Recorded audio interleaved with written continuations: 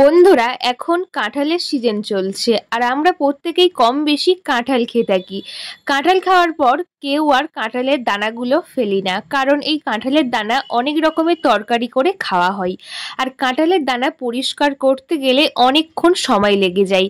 বিশেষ করে এই কাঁঠালের দানার উপরে সাদা অংশটা খুব সহজেই খুললেও কিন্তু ভিতরে একটা লাল লেয়ার থাকে, সেটা কিছুতেই তোলা যায় না।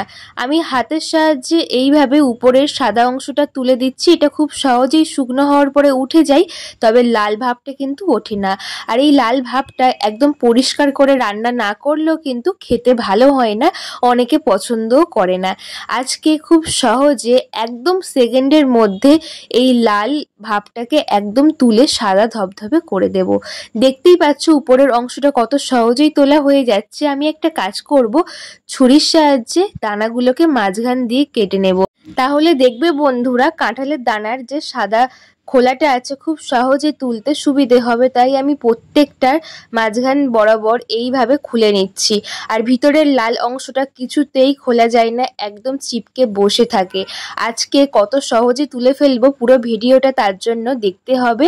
আর পুরো ভিডিওটা একদমই ছোট, দেখার অনুরোধ রইল। দেখলে কিন্তু অনেক উপকারী হবে আজকের এই আইডিয়া। এখানে আমি সবগুলো মাঝখান দিয়ে কেটে নিয়েছি, আর দেখতেই পাচ্ছ কত সহজে আমি কিন্তু এইভাবে কিন্তু খুলে নিচ্ছি। প্রত্যেকটা খোলা থেকে খুলে নিচ্ছি, তারপরে আমি দেখাবো কত সহজে লাল লেয়ারটা তোলা যায়। বন্ধুরা, আজকের আমার একটা রিকোয়েস্ট, আজকের আমার ভিডিওতে যদি আপনারা কেউ নতুন বন্ধু হয়ে থাকেন, আমার ভিডিও একটু উপকারী বলে মনে হলে অবশ্যই একটা সাবস্ক্রাইব করে পাশে থাকা বেল আইকনটা প্রেস করে আমার পাশে থাকবেন, আমাকে সাপোর্ট করবেন। আর দেখুন আমার সম্পূর্ণ এই সাদা অংশটা খোলা হয়ে গেছে। এরপরে লাল অংশটা বা লাল যে লেয়ারটা আছে ওটাকে তুলবো। বন্ধুরা, তোমরা তো দেখলে খুব সহজে কাঁঠালের দানার সাদা খোলাটা তুলে ফেললাম, তবে এই লাল লেয়ারটা কিছুতেই তোলা যায় না। অনেক সময় রান্না বান্নার টাইমে তাড়াহুড়োর মধ্যে আমরা কি করি, এইভাবে রান্না করি। বাচ্চারা অনেক সময় খেতে চায় না, বড়দেরও কিন্তু ভালো লাগে না। তাই ভালো করে পরিষ্কার করেই রান্না করলে খেতে যেমন ভালো হয় আর সেকেন্ডের মধ্যে পরিষ্কার হয়ে যায়। অনেকে হয়তো এই জিনিসটা জানি না, তাই কিন্তু অনেকটা দেরি হয়। তাই চলুন দেখে নিই কিভাবে এটা করি।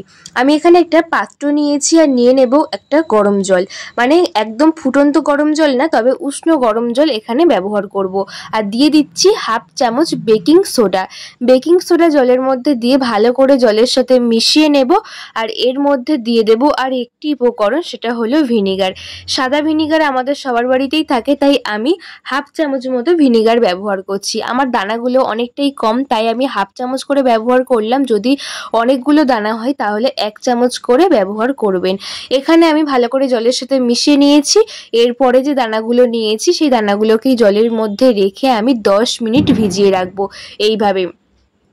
এটা আগের দিন রাতে বা একটু হাতে সময় নিয়ে যদি করা হয় তাহলে খুব সহজে উঠে যায়।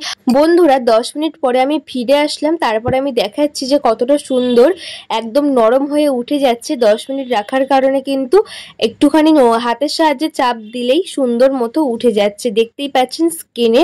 এটাকে আরও একটা কাজ করতে হবে। তো খুব কম সময়ে এত সুন্দর পরিষ্কার হয়, একবার বাড়িতে ট্রাই না করলে বিশ্বাসই করবেন না। এখানে আমি একটা বোতল নিয়েছি, এই রকমের প্লাস্টিকের বোতল। সেই বোতলের মধ্যে আমি দানাগুলোকে এক এক করে ভরে রেখে দিচ্ছি। এইভাবে কিন্তু বোতলের মধ্যে আমি ভরে দিচ্ছি। তারপরে আর একটা কাজ করলেই কিন্তু একদম সেকেন্ডের মধ্যে এই দানাগুলো একদম সাদা হয়ে যাবে। আর এই যে জলটা ছিল এটাকে আমি কিছুটা দিচ্ছি, সম্পূর্ণ পুরোটা জল দেব না। কিছুটা জল দিয়ে তারপরে মুখটাকে বন্ধ করে একটুখানি ঝাঁকিয়ে নেব। ঝাঁকিয়ে নিলেই কিন্তু এই দানাগুলো একদম সাদা হয়ে যাবে। আর এটা ভিনিগার দিয়েছি, অনেকেই হয়তো বলতে পারেন ভিনিগার দিয়েছি, এই কাঁঠালের দানাগুলো একদম কিন্তু সাদাই থাকবে, কোনো রকম কালার পরিবর্তন হবে না। এখানে আমি একটুখানি জল দিয়ে ঝাঁকিয়ে নিচ্ছি। আর সেকেন্ডের মধ্যেই কিন্তু ঝাঁকানোর পরে দেখতেই পাবেন কতটা সুন্দর পরিষ্কার হয়ে উঠে এসছে। ভালো করে কিন্তু একটু ঝাঁকিয়ে নিতে হবে, কয়েক সেকেন্ড একটু ঝাঁকিয়ে নেব। কয়েক সেকেন্ড ঝাঁকিয়ে নিয়েছি, আস্তে আস্তে কিন্তু খোলাগুলো উঠে আসছে। দেখতেই পাচ্ছেন খোলাগুলো কতটা সুন্দর উঠে বোতলের গায়ে লেগে গেছে। বাড়িতে অবশ্যই একবার করে দেখবেন, ভীষণ উপকারী। আর আমি এইভাবে কিন্তু একটু ঝাঁকিয়ে নিচ্ছি। আর এরপরে মুখটা খুলে সমস্ত দানাগুলো বের করে নেব। আর লাল যে খোলাগুলো ছিল সেটা কিন্তু এই বোতলের গায়ে গায়ে লেগে গেছে আর দানাগুলো পরিষ্কার হয়ে কিন্তু বেরিয়ে আসবে। একটা পাত্রের মধ্যে বের করে দেখাচ্ছি, দেখুন কতটা সুন্দর দানাগুলো পরিষ্কার হয়েছে। একদম লাল ভাবটা কিন্তু আর নেই। 2-4 বার জলে ধুয়ে নিলেই কিন্তু সুন্দর পরিষ্কার হয়ে যাবে। তো বন্ধুরা, আজকে আমার একটা রিকোয়েস্ট, আজকের আমার ভিডিও আপনারা কে কোন জায়গা থেকে দেখছেন একটা কমেন্ট করে বলবেন। আমার ভীষণ ভালো লাগবে যে আমার ভিডিও কতদূর যাচ্ছে, আপনারা কে কে দেখছেন। আর দেখুন এখানে আমি ডবল জল দিয়ে দানাগুলোকে ধুয়ে নেব, নিলেই কিন্তু পরিষ্কার হয়ে যাবে। এমনিতে পরিষ্কার হয়ে গেছে, স্কিনে কিন্তু দেখতে পাচ্ছেন। বাড়িতে অবশ্যই একবার অ্যাপ্লাই করে দেখবেন। একবার না অ্যাপ্লাই করলে বিশ্বাসই করবেন না যে এই ছোট্ট আইডিয়া কতটা উপকারী। বন্ধুরা, আজকের আমার এই ভিডিও যদি একটু উপকারী বলে মনে হয়, অবশ্যই লাইক কমেন্ট শেয়ার করে আমার পাশে থাকবেন আর বন্ধুদের কাছে একটু শেয়ার করে দেবেন, যাতে প্রত্যেকটা বন্ধুর ভীষণ উপকারে আসে আজকের আইডিয়া। এখন কাঁঠালের সিজন, প্রত্যেকেই কাঁঠাল খাও আর দানাগুলোকে এই লাল অংশ নিয়ে রান্না না করে সুন্দর করে পরিষ্কার করে নাও, দেখবে সেকেন্ডে যেমন পরিষ্কার হয়ে যাবে, কোনো রকম খাটনি ছাড়াই। আর দানাগুলো দেখতেই পাচ্ছেন একদম কিন্তু পরিষ্কার হয়ে গেছে, সাদা ধবধবে হয়ে গেছে। আশা করছি বন্ধুরা আজকের এই আইডিয়াটি ভীষণ কাজে আসবে। অবশ্যই বাড়িতে অ্যাপ্লাই করবেন, তারপর আমাকে কমেন্ট করে এসে বলবেন যে কতটা উপকারে লেগেছে।